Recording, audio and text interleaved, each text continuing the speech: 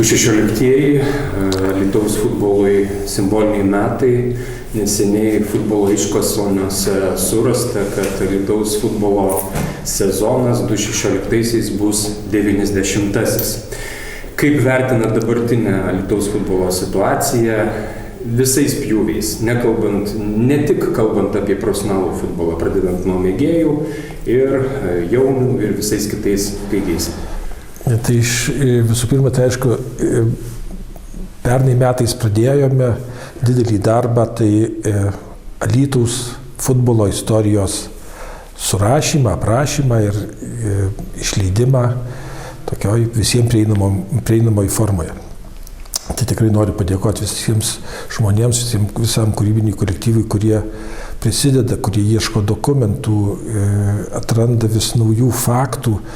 Ir tikrai džiugu, kad jau 90 metų Alytuje ir Alytaus apskrityje futbolas mylimas, gerbiamas ir žaidžiamas. Ir 16 metai negalima sakyti, kad tai buvo puikiausi, geriausi metai, tačiau tikrai turime kuo ir pasidžiaugti. Visų pirma, tai tikrai daugėja žaidžiančių žmonių, daugėja organizacijų propaguojančių futbolą. Mūsų apskrities futbolo federacija jau jungia 16 klubų, tai kiekvienais metais po 2-3 klubus vis prisideda prie to mūsų bendro darbo. Aišku, norisi geresnio profesionalizmo, daugiau aukščiausioje lygoje žaidžiančių komandų, čempioniškų metų norisi. Tačiau turime pasidaryti išvadas dėl praeities ir jų nekartoti ateityje. Vis tik antrojoje lygoje pernai žaidė 3 Alytaus komandos. Tai irgi daugiau negu anksčiau. Anksčiau žaisdavo viena komanda, Druskininkų komanda, šiemet mes turėjome 3 komandas ir tai irgi džiugina. Pirmojoje lygoje startavo Auska. Gal kaip pirmiems metams nebuvo tie rezultatai, kurie džiugintų labai širdį, tačiau atsiminkime tai pirmieji, tai patirtis. Ir džiugiu, kad jaunas kolektyvas, tikrai gal taip greitai ir suburtas kitą kartą alytiškių kolektyvas vis tik sugebėjo išsaugoti vietą, nes tikrai priešininkai labai stiprus buvo ir sugebėjome išsaugoti vietą ir įsitvirtinti pirmojoje lygoje. Tikiuosi, kad ateityje Alytaus komandos žais ir aukščiausioje lygoje ir džiugins pergalėmis aukščiausiame lygmenyje, o gal ir Europoje. Esat federacijos prezidentas, kuris ne tik įteikinėja medalius, taures, tačiau ir jo vadovavimo metu gausėja infrastruktūros, pajudėjo dirbtinė aikštė prie Dainavos mokyklos ir tik teko girdėti ir matyti, jau prie Dzūkijos mokyklos taip pat rengiamas vienas stadionas. Kalbant apie struktūrą ir infrastruktūrą, kuri nėra ideali, kaip suprantu, nes šiandien tokia komanda kaip FH Dainava net neturi kur treniruoti žiemą, bet kuo galime pasidžiaugti, kalbėdami apie infrastruktūrą Alytuje? Tai be abejo, daugėjant sportuojančių žmonių skaičiui, didėjant reikia daugiau ir infrastruktūros didesnės. Tai tikrai džiaugiamės, kad ne vien Alytuje.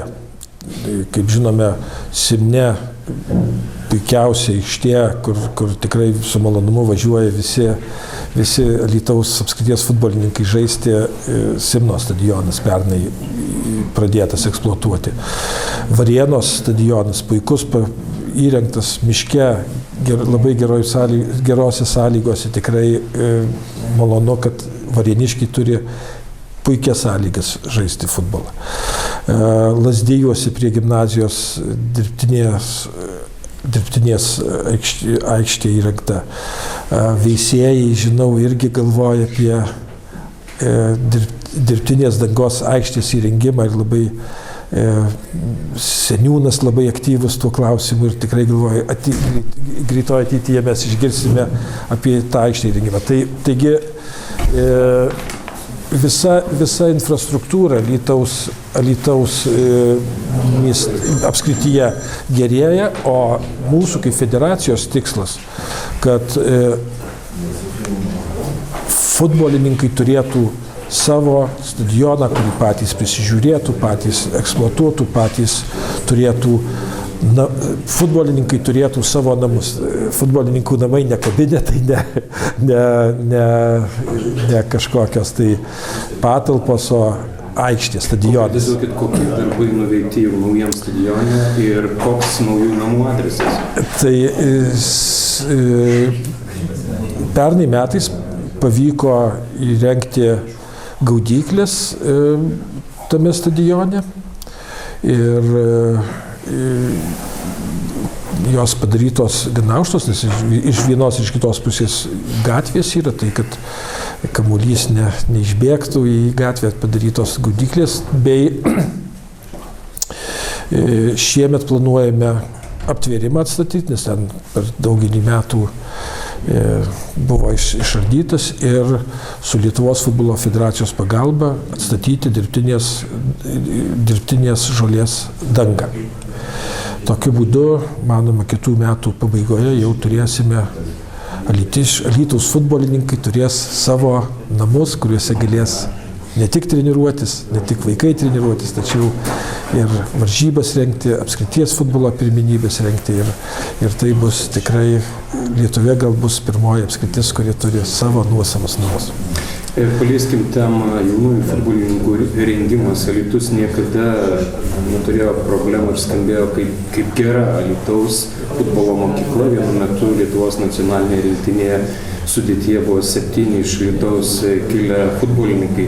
Ką galvojate apie šiandieną, ypatingai turint mintyje UEFA ir LFF palaikomą politiką ir pasaulyje įsitvirtinančią politiką, kad vis tik rengimų, prasmųjų futbolo, jaunimo rengimų užsiima ne sporto centrai, o futbolo akademijos. Alytuje, kaip matoma, situacija šiandien konkuruojama nelygiomis sąlygomis. Jūsų kaip prezidento nuomonė, kas vis tik turėtų įgauti pagreitį ir pasitvirtinti Alytuje? UEFA yra futbolo klubų sąjunga. Ir Lietuvos futbolo federacija kaip UEFA narys taip pat yra futbolo klubų sąjunga, taip kaip ir Alytaus apskritis. Todėl visoje Europoje futbolas vystomas klubinėje sistemoje. Ir tokia yra bendra Europos politika ir tokia yra bendra Lietuvos futbolo politika. Turim pripažinti, kad daugelį Lietuvos miestų ir turbūt Alytus šiandien išimtis, vaikų rengimas yra atskirtas nuo federacijos. Tai yra sporto mokyklos veikia savo, futbolo federacija jokios įtakos tam neturi ir turbūt todėl turim ir su rinktinė tokią situaciją. Čia galim kaltinti vieną ar kitą trenerį, kad gerai treniravo, blogai treniravo rinktinę, ar pralaimėjo, ar laimėjo, tačiau priežastys turbūt yra gilesnės ir reikia tas priežastis įvertinti. Džiugu, Alytiškiai visą laiką buvo futbolininkų miestas ir futbolas yra populiarus, daug žaidžiančių ir rinktinėje taip pat mes matome nemažai žaidėjų, apgailestauju, kad jaunimo rinktinėse šiuo metu mažokai jų yra. Tikrai norėtųsi, kad alytiškių žaistų daugiau. Pernai metais Alytaus futbolo federacija kartu su klubais įkūrė futbolo akademiją, kurios tikslas būtų geriausius visos apskrities jaunuosius futbolininkus atvežti į Alytų, čia jie mokintųsi, gyventųsi, bei žaistų ir treniruotųsi futbolą. Ir tokiu būdu geriausi vaikinai žaistų tarp geriausių vaikinų ir su geriausiais vaikinais. ateitie galvoju ir merginų akademija bus, tačiau šiuo metu berniukų mes futbolo vystome. Futbolo akademija Dainava su susietų klubu Spartukai šiandien turi daugiau vaikų, virš 200 vaikų, daugiau negu sporto ir rekreacijos centras, kur dirba 10 trenerių. Kaip galėtumėt paaiškinti situaciją? Ar gali tai būti? Tai man, kaip dirbančiam versle, tai aš niekada nebijojau, kad privati iniciatyva visą laiką efektyviau ir geriau naudoja pinigus ir turi geresnius rezultatus su tais pačiais finansais. Tai, manau, ir savivaldybės taryba, matydama šiuos akivaizdžius faktus, suvoks, kad miesto žmonių pinigus taip pat reikia efektyviai naudoti kaip ir savo asmeninis. Ar matote bendrą veiklą ir draugystę tarp tokių organizacijų, kuris neseniai įvardėjau kaip akademija ir sporto rekreacijos centras vardan alytaus futbolo? Žinot, mes siekime apskritai, kad miesto žmonės, miesto vaikai, jų tėvai turėtų galimybę pasirinkti, kur vaikams treniruotis ir kur žaisti. Tai pasirinkimo galimybė yra didžiausias vertybė ir didžiausias turtas, todėl manau, kad ateityje bus gal net ne 2 vaikus futbolą lavinančios organizacijos, gal ir 3 ir 4. Ir tai būtų didžiausias pasiekimas, jeigu taip atsitiktų. Tada ir gyventojams gerai, nes gali pasirinkti pagal pomėgį, pagal atstumą, galų gale pagal pajėgumą klubą. Gal ne visusgi vaikus reikia daryti futbolo žvaigždėmis.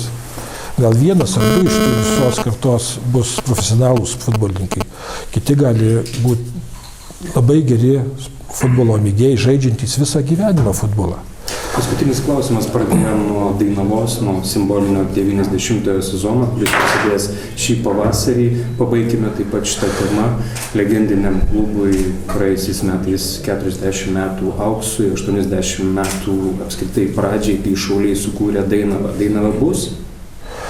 Dainava yra ir bus, jos mūsų širdyse visų pirma. Tai aš asmeniškai žodį Dainava suprantu kaip žodį Alytaus futbolas. Nes turbūt daugelis alytiškių tai suvokia, nors ir kituose miestuose yra klubų veisėjų, irgi Dainava vadinasi, tačiau turbūt garsiausias ir daugiausiai pasiekimų turintis tai yra Alytaus Dainavos klubas ir tikiuosi, kad nežiūrint į visus vingius, į visas peripetijas, į visus